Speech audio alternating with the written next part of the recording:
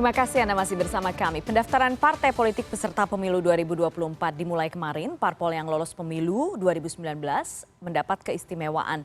Tidak akan melalui verifikasi faktual. Sementara parpol baru dan yang tak lolos pemilu 2019 harus melewati sejumlah tahapan dengan seluruh persyaratan yang dinilai beberapa pihak termasuk berat dan mahal. Tapi bagaimanapun ibarat berbelanja, partai politik peserta pemilu harus disaring dan dipublikasikan sebaik-baiknya agar masyarakat tidak seperti membeli kucing dalam karung. Kita bahas malam ini bersama para narasumber, Komisioner KPU Betty Epsilon Idrus. Mbak Betty, selamat malam. Hai Mbak Putri, selamat malam. Selamat malam. Ada juga Domingus Octavianus atau Bung Dom, Sekjen Partai Prima. Bung Dom, selamat malam. Selamat malam Mbak Putri, selamat malam pemirsa. Ya, terima kasih sudah hadir Bung Dom. Saya berikan disclaimer dulu kepada pemirsa CNN. Kami undang Partai Prima di sini karena kami ingin mendapatkan gambaran tentang proses yang dilakukan oleh partai baru. Salah satunya adalah Partai Prima. Dan berikutnya Mas Fadli Ramadhanil, peneliti Perludem. Mas Fadli, selamat malam. Malam Mbak Putri. Terima kasih sudah bergabung malam hari ini. Saya ke Mbak Betty dulu. Mbak Betty, bagaimana sejauh ini pendaftaran parpol sudah hari kedua? Ada keluhan atau ada keributan atau ada kendala apa yang terjadi? Karena kalau misalnya kita lihat di medsos ya, ada beberapa yang nge-tweet atau apa menyampaikan ini sulit, kemudian akan menjadi ongkos politik yang mahal untuk bisa membentuk partai-partai baru di Indonesia. Tapi bagaimana sejauh ini prosesnya? Iya, selamat malam semuanya. Justru di hari kedua ini dari beberapa partai politik yang sudah datang ke kantor KPU untuk melakukan pendaftaran, itu memberikan apresiasi yang luar biasa kepada sistem formasi partai politik sebagai salah satu alat bantu partai ketika ingin mendaftarkan partai politik calon peserta pemilu 2024. Karena dokumen yang dibawa tidak seperti 5 tahun yang lalu misalnya atau pemilu-pemilu sebelumnya, karena harus membawa truk-truk. Betul. Sudah tidak ada lagi pemandangan itu ya. Oke. Iya. Iya. Kemudian bagaimana sejauh ini Mbak Betty, kalau misalnya kita lihat masih ada beberapa partai politik yang belum melengkapi data, itu rata-rata apa yang sulit untuk mereka lengkapi? Kita masih punya banyak waktu sampai dengan tanggal 14 Agustus dan kita sudah punya tracking untuk semua partai politik yang sudah ngambil akun Sipol, sudah berapa persen per hari kami sudah update begitu ya setiap harinya partai politik yang akan mengikuti calon peserta pemilu untuk mendaftarkan gitu Mbak. Jadi ada 4 kan yang akan dimasukkan dalam yang harus mereka input dalam sistem formasi Sipol ini. Yaitu adalah profil, anggota, kepengurusan, dan kantor. Jadi kita masih menunggu untuk semuanya dilengkapi sampai dengan maksimum 14 Agustus pukul 24.00. Oke, dari informasi rekan produser lapangan CNN Indonesia di KPU per hari ini, Bung Dom, Partai Prima termasuk yang masih belum lengkap. Apa kesulitannya, Bung Dom? Ya, terima kasih Mbak Putri.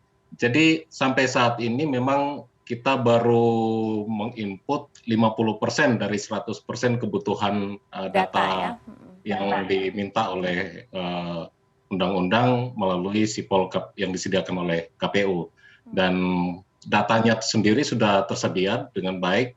Hanya memang ada sedikit persoalan dalam hal ketika kita harus menginput ke dalam Sipol KPU. Tadi sangat benar yang tadi disampaikan oleh Bu Betty, bahwa memang ada perbedaan dan ada kemudahan yang kita peroleh dari penggunaan Sipol ini karena kita tidak perlu membawa berkas dalam jumlah yang besar, tetapi juga kita sendiri memang mengalami kendala karena pada H-3 pendaftaran itu baru ada satu kepastian tentang Sipol, bentuk Sipol, format Sipol yang harus diisi oleh partai politik. Jadi memang H-3 sejak kapan ini Bung Dom? H-3 tanggal 1 Agustus? H-3 sebelum tanggal 1. Ya, H-3 sebelum tanggal 1 Agustus. Jadi sebelum itu memang ada perubahan-perubahan dari format Sipol yang harus kita isi.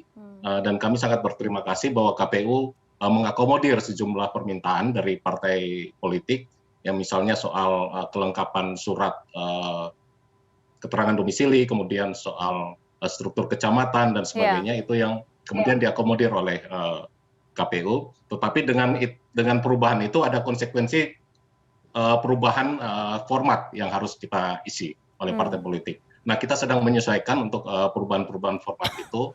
Jadi kita sudah mengisi pada bagian profil dan kantor. Jadi sudah 50% lebih. Dan kita akan segera melengkapi di bagian kepengurusan dan anggota. Demikian. Anda optimis itu bisa semua beres ya, Bung Dom, sebelum 14 Agustus ya, kan diberi waktu ya? Optimis. Ya, masih diberi waktu sampai tanggal 14. Mudah-mudahan dalam waktu 1-2 hari ke depan kita sudah bisa penuhi 100%. Oke, saya ke Mas Fadil sekarang. Mas Fadil, apa yang berbeda yang dilihat dari Perludem sekarang dan apa yang katakanlah perlu diwaspadai dari sistem dulu? Kita sekarang punya Sipol. Sipol juga dipuji dan memang lebih memudahkan untuk memantau ya, dan juga bisa meningkatkan partisipasi publik untuk mengecek. Tapi apakah ini menjadi satu-satunya, apakah sistem ini memang tidak lepas sangat sempurna atau bagaimana? Ya, tentu saja kalau dilihat dari persyaratan peserta pemilunya sama persis sebetulnya Mbak Putri ya. Persyaratan peserta pemilu 2019 dengan persyaratan peserta pemilu di tahun 2024 ini. Karena memang undang-undangnya sama sekali tidak berubah. Betul. Nah, tapi memang di dalam proses pelaksanaan pemilu 2024 ini ada situasi di mana partai politik yang sudah punya kursi di parlemen itu tidak akan lagi diverifikasi faktual oleh KPU. Nah, mereka hanya akan mendaftar sebagai peserta pemilu, lalu seluruh persyaratan mereka sebagai peserta pemilu itu akan diteliti secara administratif oleh KPU melalui sistem informasi partai politik atau Sipol yang tadi sudah dijelaskan oleh Bu Betty. Dan menurut saya sih sebetulnya ini ruang yang sebetulnya bisa dimaksimalkan ya. Dalam artian kalau dilihat dari bobot dan beban kerja dalam melakukan verifikasi faktual nanti, tentu akan bisa dikatakan lebih berkurang karena ada 9 partai yang dipastikan tidak akan diverifikasi secara faktual. Tapi tentu kita perlu lihat sampai nanti tanggal 14 Agustus 2022 pukul 23:59 itu ada berapa partai politik yang akan mendaftar ke KPU. Karena informasi terakhir yang kita terima itu ada sekitar 38 partai politik yang mendapatkan Sipol, atau meminta akun Sipol ya. Nah, nanti kita akan lihat terus perkembangannya. Kemarin sudah ada 9 partai yang mendaftar. Hari ini nanti akan diupdate tentu oleh KPU berapa partai yang mendaftar. Tapi menurut saya tetap saja kalau kita lihat konstruksi persyaratan menjadi peserta pemilu dalam undang-undang pemilu kita, itu memang persyaratan yang tidak mudah. Karena harus punya pengurus di 34 provinsi, di masing-masing provinsi itu punya minimal 75 kepengurusan di total kabupaten kotanya, ditambah lagi harus punya keanggotaan di tiap kabupaten kota itu 1.000 atau 1/1000 dari jumlah penduduk. Nah, ini yang nanti harus dibuktikan oleh partai-partai politik baru, partai politik yang belum punya kursi di parlemen, termasuk juga parpol parlemen untuk tahap pendaftaran ini, itu lengkap di dalam Sipol. Saya mendorong juga agar kemudian ya KPU harus konsisten dalam menjadikan Sipol sebagai tata cara pendaftaran partai politik sebagai peserta pemilu. Ruang sudah diberikan cukup luas menurut saya kepada partai politik calon peserta pemilu 2024, karena seingat saya, akun Sipol ini sudah diberikan KPU kepada parpol ini sejak tanggal 25 Juni 2022. Jadi sudah lebih 1 bulan sebetulnya parpol punya waktu untuk menginput semua informasi yang mereka butuhkan untuk jadi peserta pemilu. Jadi ini waktu pendaftaran yang tentu kita akan lihat nanti akan berapa partai politik sebagai bakal calon peserta pemilu yang akan mendaftar ke KPU hingga 14 Agustus nanti. Baik. Kita sekarang jeda dulu, nanti setelah jeda kita bahas menyambung yang tadi disampaikan oleh Mas Fadli. Persyaratan tidak ada yang berubah, tapi memang cukup berat bagaimanapun juga kan supaya partai politik yang ada di Indonesia bisa menjadi pilihan dan tidak abal-abal. Nanti kita tanya ke Partai Prima ya, seberat apa dan semahal apa yang disiapkan. CNN Indonesia Newscast segera kembali.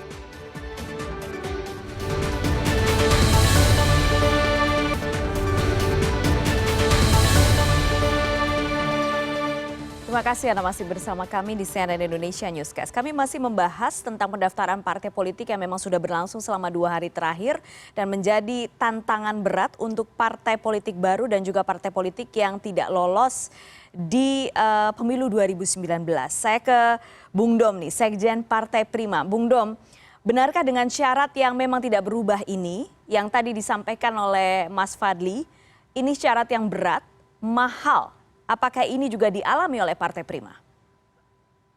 Ya, benar sekali tadi yang disampaikan oleh Mas Fadli, bahwa kita memang menghadapi persyaratan yang berat ya untuk mendirikan partai politik. Dan rasionalisasi selama ini yang disampaikan adalah penyederhanaan sistem kepartaian. Jadi ingin mengurangi jumlah partai. Kenapa syarat-syarat seperti itu dibuat berat? Makanya kami juga kemarin sempat mengajukan gugatan atau permohonan ya kepada Mahkamah Konstitusi untuk meninjau kembali pasal 173 dari Undang-Undang Pemilu supaya ada satu revisi dengan rasionalisasi bahwa soal apa itu Bung Dom, pasal 173? Itu tentang persyaratan partai politik menjadi peserta pemilu. Dan kita mengajukan argumentasi bahwa situasi saat ini kita mengalami penurunan partisipasi rakyat dalam partai politik yang ditunjukkan dari kecenderungan menurunnya grafik partai ID. Apa yang paling berat kalau menurut Partai Prima? Apakah menyediakan anggota atau fisik? Kan memang ada persyaratan ini fisik. Secara keseluruhan memang kita harus menyediakan struktur di 34 provinsi, kemudian dari masing-masing provinsi seperti tadi dijelaskan oleh Mas Fadli, kemudian juga sampai dengan kesekretariatan dan lain-lain. Nah, kami bersyukur bahwa kami sendiri sudah menyiapkan hal ini cukup lama sehingga untuk kebutuhan-kebutuhan seperti kantor dan lain sebagainya kita bisa mendapatkan dari sukarela gotong royong anggota. Ya, jadi anggota sendiri yang sukarela untuk menyediakan itu, sehingga kami kalau misalnya itu dikonversikan ke dalam uang, itu pasti jumlahnya akan sangat besar. Tetapi bersyukur bahwa kami bisa menyediakan itu lewat gotong royong anggota. Seperti itu. Oke, Bung Dom, kalau misalnya berkaitan dengan partisipasi tadi Anda katakan, apakah sulit mencari kader saat ini dengan syarat 1.000 partisipasi itu? Ya, dalam perjalanan yang sudah kami lalui memang cukup sulit karena ada skeptisme yang besar dari masyarakat terhadap partai politik ya, dan penilaian bahwa partai politik apapun itu bentuknya tentu akan sama saja dan lain sebagainya. Penilaian seperti itu yang masih menjadi satu wacana yang sangat umum dalam masyarakat. Tapi kita berhasil untuk melampaui itu. Mas Fadli, logistik ini seolah-olah selalu menjadi momok demokrasi ya, betul tidak? Ya, tentu dalam kita lihat konstruksi dari bagaimana partai politik kita itu bisa dibangun menjadi partai politik berbadan hukum, itu status paling awal yang dibutuhkan oleh partai ya. Kemudian mereka kalau mau ikut pemilu ada lagi verifikasi yang saat ini sedang dijalankan oleh teman-teman Partai Prima dan puluhan partai politik yang lain. Memang kalau dilihat sangat besar biayanya begitu ya. Soal biaya sewa sekretariat atau kantor, kemudian biaya mobilisasi anggota, persiapan untuk biaya verifikasi dan lain sebagainya, itu memang sangat mahal begitu. Tapi ada satu hal yang penting juga menurut saya Mbak Putri, partai politik ini kan nanti adalah instrumen atau organisasi, lembaga yang akan diberikan kewenangan dan otoritas yang luar biasa ketika mereka mendapatkan kursi di lembaga legislatif. Kewenangannya luar biasa, membuat undang-undang, mengusulkan anggaran, mengawasi pemerintah, bahkan termasuk juga mengajukan pasangan calon presiden. Nah, oleh sebab itu, karena fungsinya yang sangat penting ini, maka partai yang bisa ikut pemilu itu memang harus partai yang siap secara organisasi begitu. Partai yang betul-betul punya basis keanggotaan yang solid, punya struktur kepengurusan yang sampai bahkan ke tingkat kecamatan, yang di-input ke Sipol itu kan sampai ke tingkat kecamatan ya. Dan tentu ini dibutuhkan karena partai akan memainkan fungsi agregasi, menyerap aspirasi publik, dan itu yang nanti akan diperjuangkan oleh mereka di lembaga legislatif begitu. Jadi untuk bisa sampai ke sana memang butuh sesuatu organisasi yang kuat. Iya. Apalagi dihadapkan pada situasi negara Indonesia yang sangat luas, begitu ya, jumlah penduduknya sangat besar, secara geografis adalah negara kepulauan, itu juga memberikan tantangan sendiri dalam proses penyelenggaraan pemilu kita.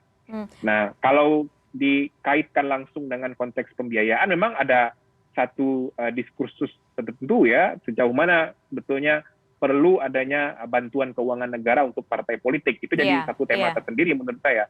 Tapi yang paling penting adalah pentingnya organisasi partai politik itu hadir, kuat secara struktur, secara keanggotaan, dan bagaimana mereka bisa membuktikan itu untuk bisa jadi peserta pemilu, itu dua hal yang sama pentingnya menurut saya. Oke, saya ke Mbak Betty. Mbak Betty, bagaimanapun sekarang KPU menjadi penyaring, sejauh ini bagaimana persiapannya? Karena penyaring terakhirnya ini kalau misalnya sudah lolos administrasi, kemudian verifikasi faktual itu kan. Jadi memang betul-betul harus dicek semua satu persatu. Di tengah sekarang keterbatasan anggaran ya, karena anggarannya juga sisa anggaran belum sepenuhnya diterima oleh KPU. Ya, jadi sejauh ini partai politik itu pasti disaring, Mbak. Pertama, dia harus berbadan hukum. Betul. Kalau dia berbadan hukum, dia harus ngurus ke Kemenkumham. Setelah berbadan hukum, dia kalau mau ikut pemilu, maka ada persyaratan lagi menurut Undang-Undang Penyelenggaraan Pemilu, Pemilihan Umum untuk dipenuhi oleh setiap partai politik. Karena partai politik itu sifatnya nasional, memang dia harus tersedia di 34 provinsi sejauh ini ya, yang ada di NKRI. Lalu untuk membuktikan bahwa dia adalah sebuah suatu organisasi, dia harus ada sekretariat. Apa pembuktiannya? Harus punya kantor. Setidaknya 34 provinsi, 75% kabupaten kota dalam setiap provinsi yang ada. Lalu kalau sudah ada perangkat sarana prasarana demikian, siapa anggotanya? Dalam undang-undang disebutkan setiap kabupaten kota minimum 1.000 orang, WNI begitu ya, mempunyai hak pilih. Nah, dibuktikan dengan apa? 1.000 atau 1/1000, Mbak. Jadi kalau di atas 1 juta penduduk dalam setiap kabupaten kota, biasanya kecenderungan partai politik adalah memilih 1.000 orang begitu. Nah, membuktikannya memang dibuktikan dengan dia harus punya KTP elektronik yang ingin membuktikan bahwa dia betul-betul WNI dan dia harus punya KTA karena salah satu persyaratannya adalah 1.000 anggota itu. Nah, itulah yang kemudian dimudahkan lewat Sipol. Bapak Ibu dari partai politik tidak perlu bawa dokumen paper berbentuk kertas, less paper ini, sehingga diinputlah satu demi satu dan kami sudah buka akses ini sejak tanggal 24 Juni yang lalu. Jadi setiap partai politik sekarang sudah ada 39 partai politik yang berbadan hukum sudah meminta akses Sipol. Jadi dan kami punya trackingnya per hari bahkan bisa per jam begitu ya. Bagaimana sejauh apa partai politik itu serius dalam menginput persyaratan sebagaimana termaktub dalam undang-undang kita, Mbak Putri. Bagaimana juga dengan keterlibatan publik di sini, Mbak Betty? Sipol itu dilakukan sudah jauh-jauh hari, kami sosialisasikan juga sudah jauh-jauh hari, termasuk kepada partai politik, ada BIMTEK, ada rapat koordinasi berkali-kali, begitu ya. Sampai kemudian kami mendengarkan aspirasi setiap partai politik, apa yang bisa kami pertimbangkan untuk memudahkan setiap partai politik ingin maju, begitu ya. Lalu kemudian setelah dia memenuhi persyaratan kelengkapan administrasi, lengkap tidak lengkap, maka akan diverifikasi administrasi dan verifikasi faktual. Semuanya dilakukan secara terbuka, Bawaslu selalu ada pada setiap kegiatan tahapan ini kami mulai, lalu kemudian nanti verifikasi administrasi akan dilakukan oleh KPU Republik Indonesia. Jadi kami saat ini bersama kawan-kawan sudah memulai Mbak verifikasi administrasi sebagai bentuk saingan KPU. Per hari ini ya Mbak Betty ya? Dari kemarin. Dari kemarin, oke. Dari 2. Ya, tanggal 2 hari ini. Nanti sampai dengan tanggal 11 September, Mbak Putri. Jadi verifikasi administrasi sedang kami lakukan untuk partai politik yang sudah lengkap dulu. Apakah dokumen yang mereka bawa itu betul sebagaimana apa yang mereka sampaikan kepada kami, gitu. Jadi sekarang sudah kami lakukan dan kami sudah bentuk shift-shiftan untuk verifikator KPU dari KPU Republik Indonesia. Jalannya panjang. Dan memang itu yang memang harus dilakukan untuk betul-betul menyaring partai politik gitu ya. Saya ke Mas Fadli. Mas Fadli, apa yang harus diwaspadai oleh KPU di tahap-tahap genting ini? Ya, menurut saya sih salah satu yang penting untuk dipastikan oleh KPU adalah KPU penting untuk konsisten dengan kerangka hukum yang sudah ada. Konsisten dengan mekanisme yang sudah dibangun terkait dengan pendaftaran dan verifikasi partai politik peserta pemilu ini. Ini yang nanti akan membuat proses penyelenggaraan pemilu ini tidak banyak menimbulkan perdebatan, keraguan-raguan, dan itu juga akan pelan-pelan terus meningkatkan kepercayaan publik terhadap proses penyelenggaraan pemilu ini. Nah, jadi kalau saat ini tadi Bu Betty cerita proses penelitian administrasi sudah dimulai, nanti sampai tanggal 14 Agustus akan terus menerima pendaftaran partai politik peserta pemilu, dan tentu menurut saya yang harus dipastikan adalah soal validitas dari semua informasi dan dokumen yang disampaikan oleh partai politik peserta pemilu ini kepada KPU. Nah, termasuk juga partai politik parlemen yang kemudian juga mendaftar kepada KPU kan untuk jadi peserta pemilu 2024. Tidak otomatis 9 parpol parlemen itu harus dinyatakan memenuhi syarat atau harus akan memenuhi syarat sebagai peserta pemilu. Sangat mungkin juga jika nanti misalnya syarat keanggotaannya tidak cukup, ada kegandaan, ada pengurusnya yang ternyata tidak sesuai dengan keadaan yang semestinya, termasuk juga misalnya informasi-informasi itu bisa muncul nanti dari hasil pengawasan dari Bawaslu, termasuk juga dari laporan masyarakat, itu juga harus dicermati menurut saya. Jadi konsisten dan konsekuen dengan mekanisme dan sistem yang sudah dibangun oleh teman-teman KPU, terutama melalui sistem informasi partai politik, itu juga akan memastikan tahapan yang paling penting ini, yakni pendaftaran partai politik peserta pemilu, itu bisa berjalan dengan lancar. Oke, baik. Terakhir saya ke Bung Dom. Bung Dom, jadi sejauh ini apakah sosialisasi sudah betul-betul diterima dengan baik oleh teman-teman dari Partai Prima?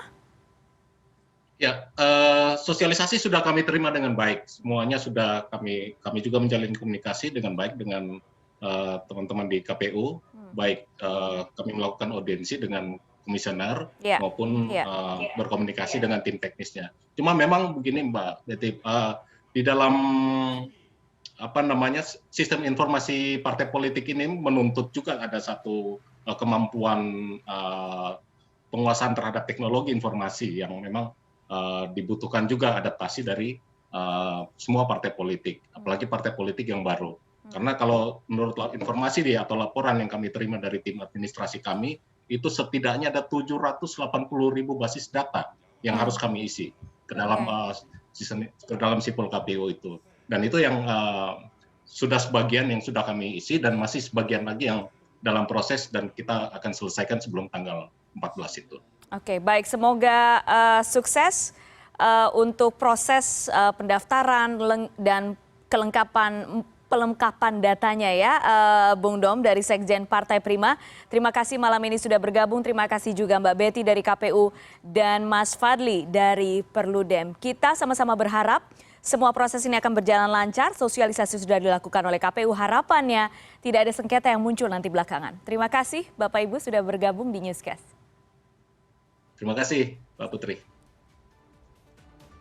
Dan CNN Indonesia Newscast segera kembali dengan informasi lain, tetap bersama kami.